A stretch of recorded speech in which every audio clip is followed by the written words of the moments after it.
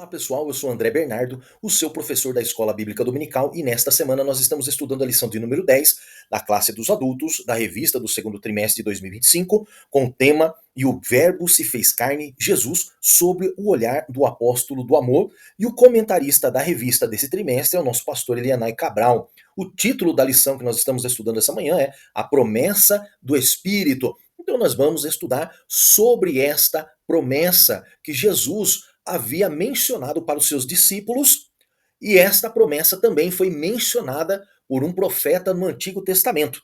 E ela se cumpriu ou não?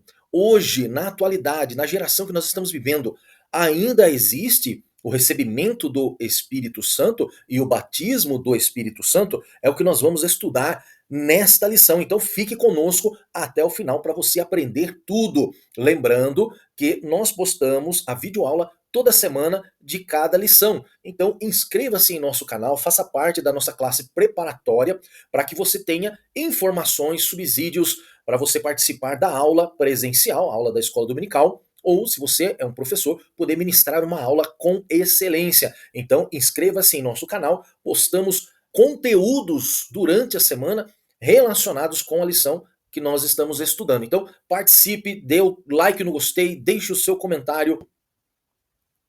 Palavra-chave da nossa lição, então, é Espírito Santo. O Espírito Santo é a terceira pessoa da Trindade Santa, junto com Deus Pai e Deus Filho, Jesus Cristo. Ele não é uma força impessoal ou uma energia, como algumas denominações imaginam, mas sim uma pessoa divina, com intelecto, emoções e vontade. Sua natureza é plenamente divina, possuindo todos os atributos de Deus. Olha só a atuação do Espírito Santo na criação e sustentação. Ele esteve presente na criação do universo e continua a sustentar a vida. Inspiração bíblica. O Espírito Santo inspirou os autores da Bíblia. Encarnação de Jesus. O Espírito Santo foi fundamental na concepção virginal de Jesus e o Verbo se fez carne. O Espírito Santo também esteve atuante na vida e ministério de Jesus. Jesus foi ungido e capacitado pelo Espírito Santo. Também na regeneração e conversão. O Espírito Santo é o Espírito que convence o pecador do pecado, da justiça e do juízo. Também outra atuação do Espírito Santo é a santificação. Após a conversão, o Espírito Santo atua na vida do crente, continua atuando.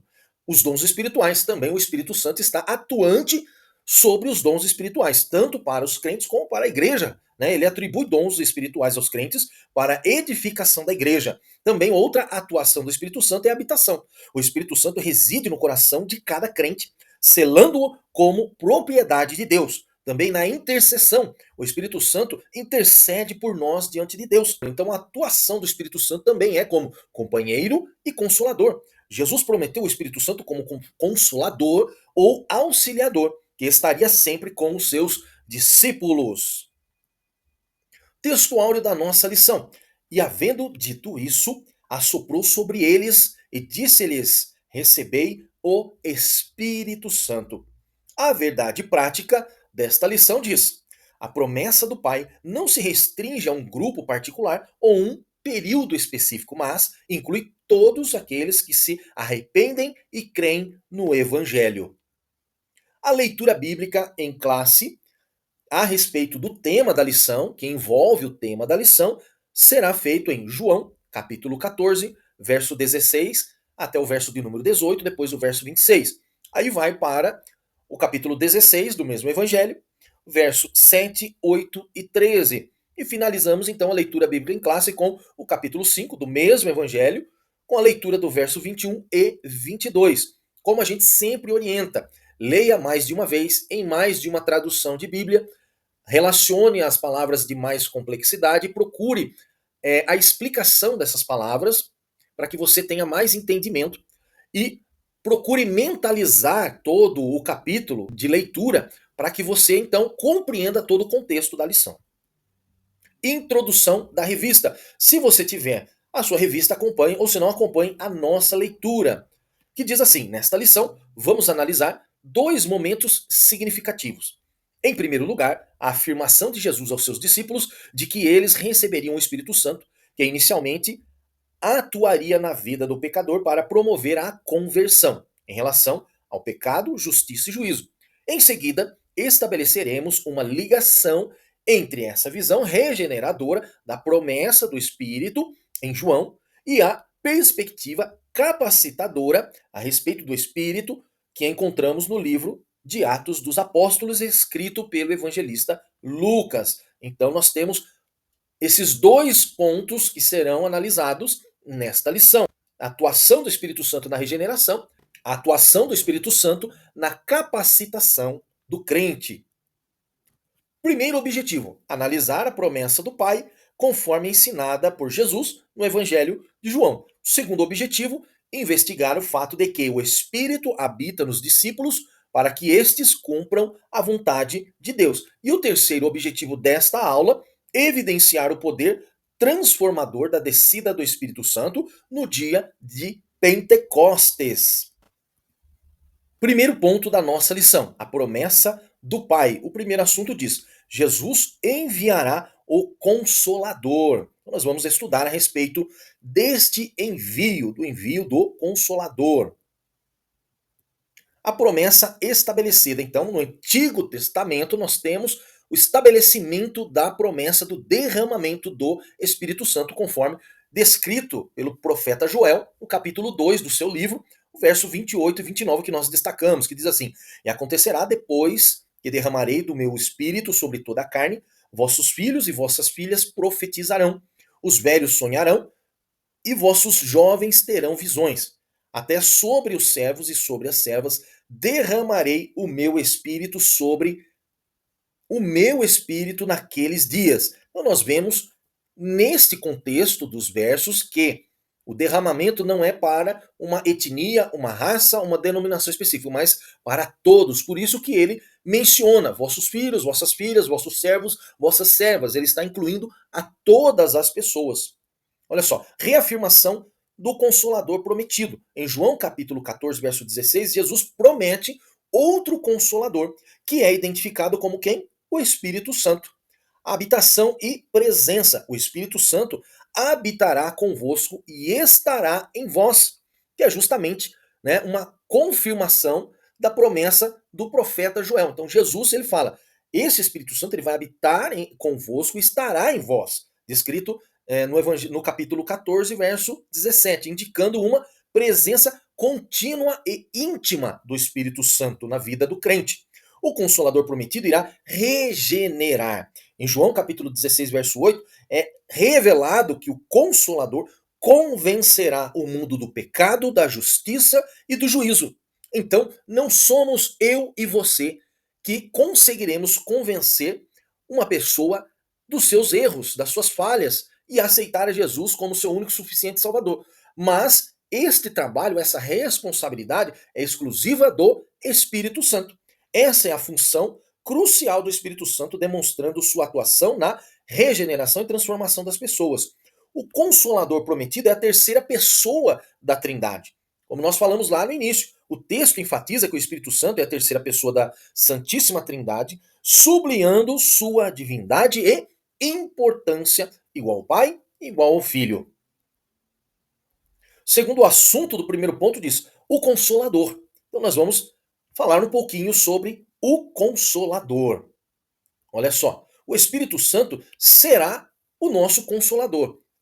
Obviamente que nós estamos analisando diante do contexto do Evangelho escrito para os discípulos, de todo o contexto narrado pelo apóstolo João, do momento em que Jesus anuncia sobre o Consolador. Mas o Espírito Santo, ele é o nosso Consolador nesta época. E isso que é o mais incrível. O mesmo Consolador que operou e regenerou a vida dos discípulos é o mesmo Consolador que opera e regenera as nossas vidas hoje, atualmente, confirmando tudo aquilo que Jesus disse, que ele ficaria conosco até o fim, ou seja, para sempre conosco. A palavra grega para consolador é paracleto, que significa alguém chamado para ajudar, encorajar e interceder. Um paracleto é como um amigo que atua como advogado, consultor ou assistente em momentos importantes. Olha só, a expressão outro consolador que Jesus havia mencionado se refere ao Espírito Santo como uma pessoa, não como uma força, um pensamento, apenas um adjetivo, não, mas uma pessoa. O termo grego alós significa outro, indicando que o Espírito Santo é distinto de outras pessoas da mesma natureza. Então o Consolador ele é singular. O Espírito Santo, em relação às outras duas pessoas da Trindade, que é o Pai e o Filho, possui uma atuação distinta, mas sem perder a sua natureza, né? E sendo igual ao Pai e ao Filho. Terceiro assunto: não vos deixareis órfão. Então Jesus, na conversa que ele teve naqueles momentos finais antes do Calvário, ele relata para os seus discípulos, porque à medida que ele foi falando e anunciando, houve uma comoção entre os discípulos, mas Jesus ele anuncia: não vos deixareis órfãos, de maneira nenhuma. Olha só, vejamos o Evangelho de João, capítulo 14, verso 18, que diz: não vos deixareis órfãos, voltarei para vós. Jesus anunciando que ele voltaria para os discípulos e também, nesse contexto que nós estamos estudando, ele não deixaria os discípulos, a igreja só, por causa, ele estaria enviando um outro consolador. Olha só, havia uma relação de cuidado. Jesus, ele tinha uma relação de cuidado com os seus discípulos. Olha só, a palavra grega arpanos, encontrada em João, capítulo 14, verso 18, significa órfãos, efetivamente. Filhinhos, Jesus também tratava os seus discípulos como filhinhos, né? Chamando eles desta forma, destacando a profundidade do seu relacionamento com eles. Então, Jesus tinha um grande cuidado para com os seus discípulos, para aqueles que ele havia escolhido. E apesar dos tempos trabalhosos pelos quais passamos, a promessa do arrebatamento da igreja é que anima os nossos corações, os corações dos fiéis. Então, esta promessa de Jesus se cumpriu com a vinda do outro Consolador, que é o Espírito Santo, mas ainda tem essa outra promessa que ele diz que voltarei para vós. Mas de forma alguma Jesus nos deixaria órfãos. Por quê? Porque ele mandaria o Espírito Santo para estar conosco para sempre. Olha só, também Jesus tinha uma relação de intimidade. Essa relação íntima assegurava aos discípulos que eles nunca seriam deixados para trás, ou deixados órfãos, desamparados ou desprezados. Partimos agora para o nosso segundo ponto da lição, que diz: o Espírito habita os discípulos. O primeiro assunto diz João, capítulo 20, verso 22. Então nós vamos compreender agora essa questão do Espírito habitar nos discípulos. Olha só, vejamos João, capítulo 20, do verso 19 a 22, para a gente ter uma maior compreensão deste assunto.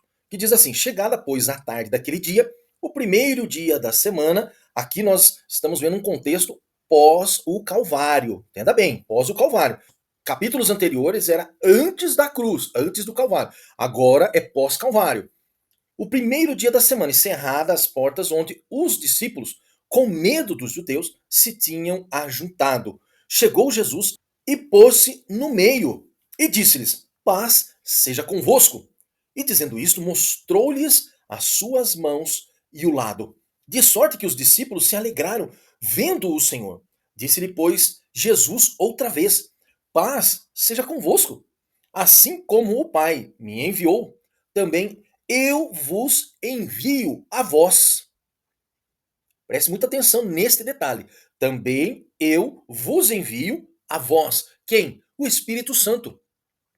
Jesus, ainda estando em carne, não poderia soprar o Espírito Santo sobre a vida dos discípulos. Mas este acontecimento foi após o Calvário, com a ressurreição do Senhor Jesus, agora então glorificado. Não mais em carne, mas glorificado. Mesmo que ele havia aparecido para os discípulos em carne e osso, tanto até que um dos discípulos, duvidando, ele falou: não, toca aqui no meu lado para você ver.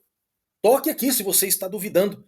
Mas ele já estava com o corpo glorificado. Verso 22. E havendo dito isto, soprou sobre eles e disse-lhes: recebei o Espírito Santo. Olha só, vejamos a conexão de João capítulo 20.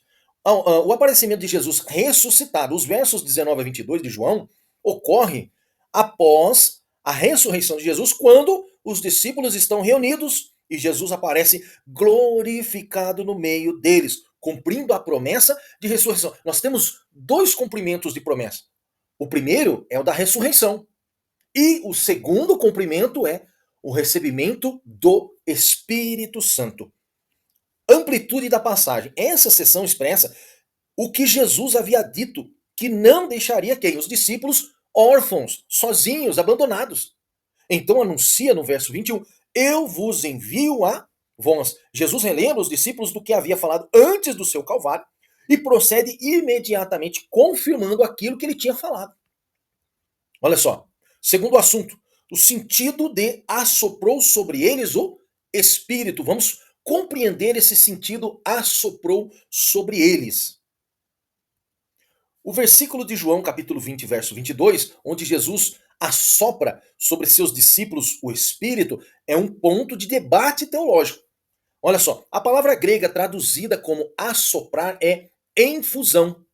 É uma palavra que carrega um sentido de insuflar a vida, espírito ou poder sobre alguém. Então, o Senhor Jesus, com esta atitude de assoprar sobre os discípulos o Espírito, ele estava insuflando uma nova vida nos discípulos. Olha só, em Gênesis capítulo 2, verso 7, a palavra infusão é usada para descrever Deus soprando o fôlego de vida no homem.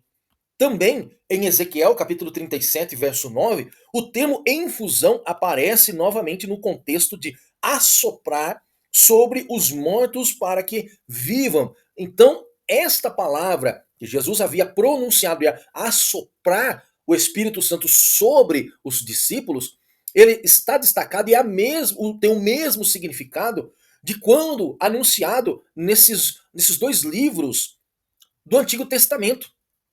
Né? Mostrando que era uma infusão, ou seja, insuflando vida, né, sobre os homens. Baseado nessas referências do Antigo Testamento, o ato de Jesus assoprar não é apenas simbólico, mas indica um sopro de nova vida. Regeneração dos discípulos. A Bíblia de Estudo Pentecostal interpreta o ato de Jesus assoprar o Espírito Santo como uma obra que resultou na regeneração dos discípulos, em um evento que aconteceu antes do dia de Pentecostes. Então, os discípulos receberam uma regeneração do Espírito Santo. E aí depois, no dia de Pentecostes, nós vamos ver mais à frente. Muita calma, continue conosco. Terceiro assunto, um episódio anterior ao Pentecostes. Esta expressão, receber o Espírito Santo, é uma consequência direta da menção a assoprou sobre eles, indicando que o Espírito Santo habitou nos discípulos naquele momento específico.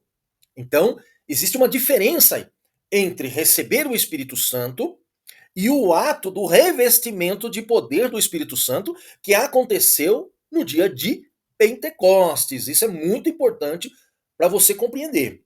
Olha só, a vinda do Espírito Santo foi em dois momentos distintos.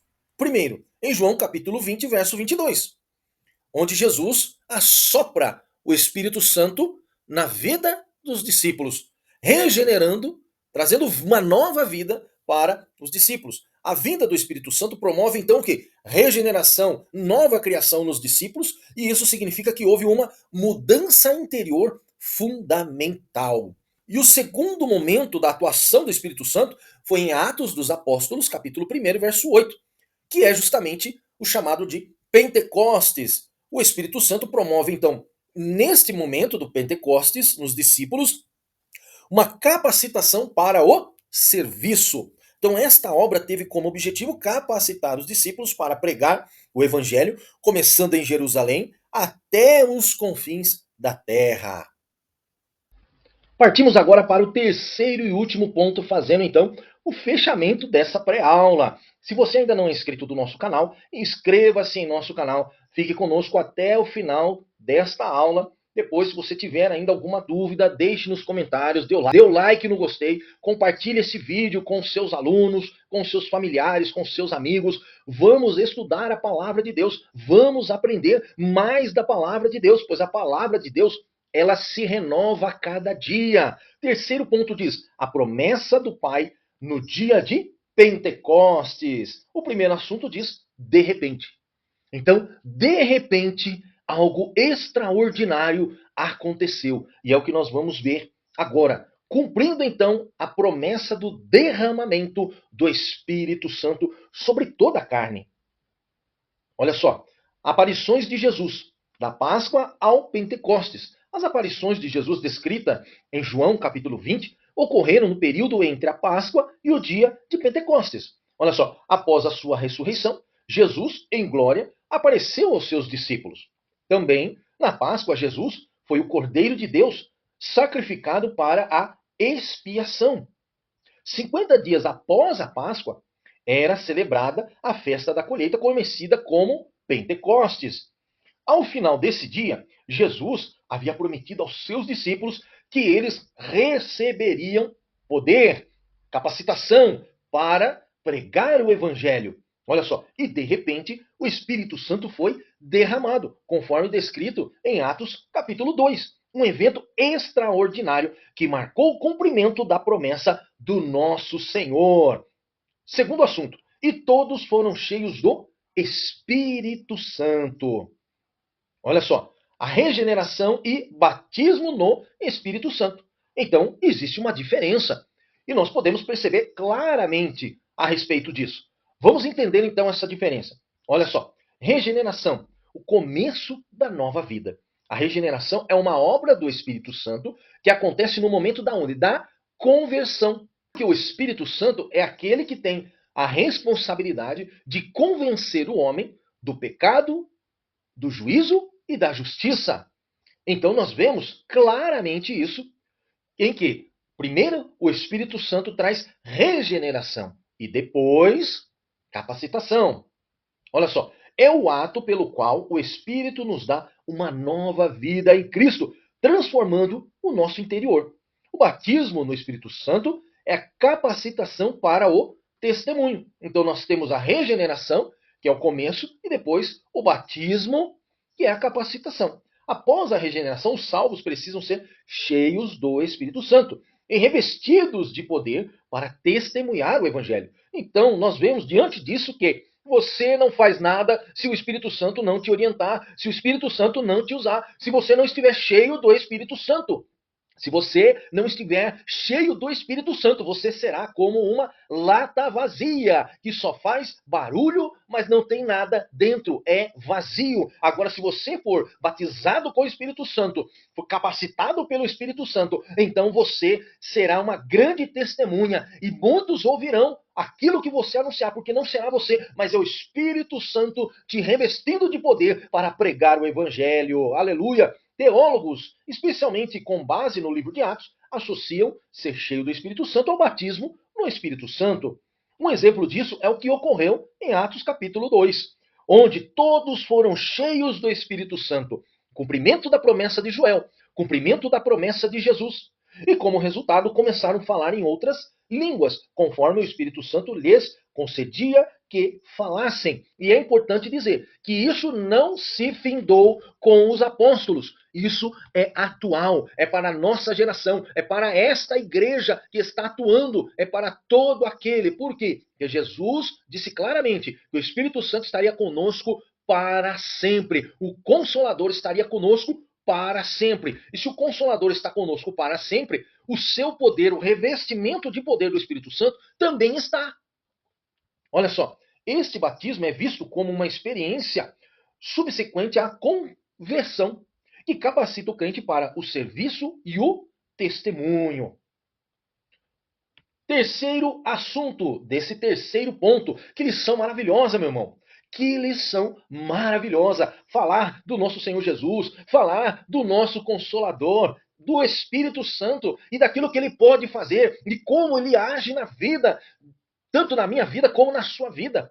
E olha só, o terceiro assunto diz: e começaram a falar em outras línguas. Se te disserem para você que isso ficou no passado e hoje não existe mais, é mentira.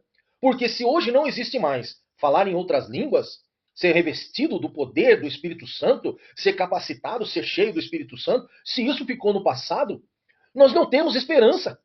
Porque o que renova a nossa esperança da volta de Jesus, de entrarmos no reino de Deus, é justamente o Espírito Santo. É justamente o batismo no Espírito Santo. E o falar em línguas é a confirmação de tudo isso. Olha só. O batismo no Espírito Santo constituiu uma experiência profunda na vida dos discípulos, já regenerados em Cristo. E essa experiência não se limitou àquele único dia. O cumprimento da promessa abrangeu toda a igreja nascente naquele momento e todas as gerações futuras até a volta de Cristo. Olha só, o batismo no Espírito Santo e o falar em línguas é uma experiência o quê? Profunda. Não é para qualquer pessoa. Se você não buscar, se você não se santificar, você não vai receber. Não adianta. Não tem uma bula de remédio, não tem um antídoto, não tem uma lista, um checklist para você preencher, para você conseguir. Não. Você tem que buscar, você tem que colocar o seu joelho no chão, você tem que orar, você tem que ter relacionamento com Deus, você tem que jejuar. Só assim você receberá o batismo no Espírito Santo e a confirmação física e literal com falar em línguas. Ou seja, é uma experiência profunda. É uma experiência profunda do crente com Deus. O batismo no Espírito Santo foi uma experiência significativa para os discípulos que já haviam aceitado a Cristo. E como que eles receberam esse revestimento do Espírito Santo? De que forma eles estavam? Primeiro, eles estavam reunidos. E segundo, havia comunhão. E terceiro, e principalmente, terceiro lugar, estavam orando. Experiência profunda. Como você consegue uma experiência profunda? Orando com Deus, uma experiência profunda com Deus é só através da oração. Oração e jejum. Não existe outro caminho. Não existe atalhos. Olha só, essa promessa não se restringiu aos discípulos daquela época, mas se estende a toda a igreja até os dias de hoje. Oh, glória a Deus! O falar em outras línguas foi uma manifestação clara dessa obra de capacitação do Espírito Santo, conforme Atos capítulo 2. Embora algumas pessoas tenham entendido as línguas faladas em seus próprios idiomas, essas eram, de fato, expressões espirituais concedidas pelo Espírito para glorificar a Deus. Não estavam falando meramente por falar, porque nenhum dali era poliglota, conhecia outros idiomas. Não, não eram bilíngues. Mas o Espírito Santo lhes concedeu para um objetivo específico, que era o quê? Glorificar a Deus, testemunhar e pregar o Evangelho. Para quem falava, as línguas eram desconhecidas, mas foram compreendidas pelos ouvintes. Por isso que quando nós ministramos a palavra de Deus, muitas pessoas compreendem exatamente e dizem: ele estava falando diretamente comigo, porque só eu sei o que eu ouvi. E parecia que ele estava falando, sabendo de todos os meus segredos, de tudo aquilo que estava dentro do meu coração. Era o Espírito Santo. As línguas mencionadas por Lucas em Atos capítulo 2 são consideradas uma evidência física e visível do batismo no Espírito Santo. Aleluia. Meu irmão, receba o Espírito Santo na sua vida. Que o Espírito Santo possa te confortar, te consolar. Que o Espírito Santo possa te regenerar. Que o Espírito Santo possa te encher de poder para que você realize a obra do Senhor. Ele está falando com você. Aleluia, ele está operando na sua vida. Receba esta palavra em nome de Jesus Cristo.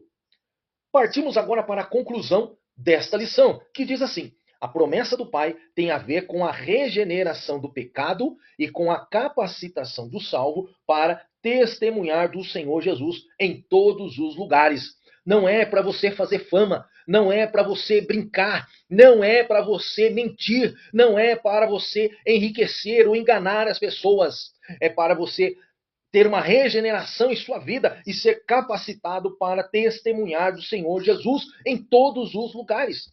Essa promessa perpassa toda a Bíblia. Se manifesta completamente em Pentecostes e está presente até hoje para todos os que se arrependerem e crerem no Evangelho. Até a volta de Jesus, a promessa do Pai pode se manifestar na vida do pecador, regenerando-o, na vida do salvo, batizando-o no Espírito Santo. Que Deus te abençoe. Olha só, reveja todos os pontos que nós comentamos. O primeiro ponto, a promessa do Pai. O segundo ponto, o Espírito habita os discípulos. E o terceiro ponto, a promessa do Pai no dia de Pentecostes. Que Deus te abençoe. Eu espero você na próxima aula. E lembre-se, quem não senta para aprender não está preparado para ensinar.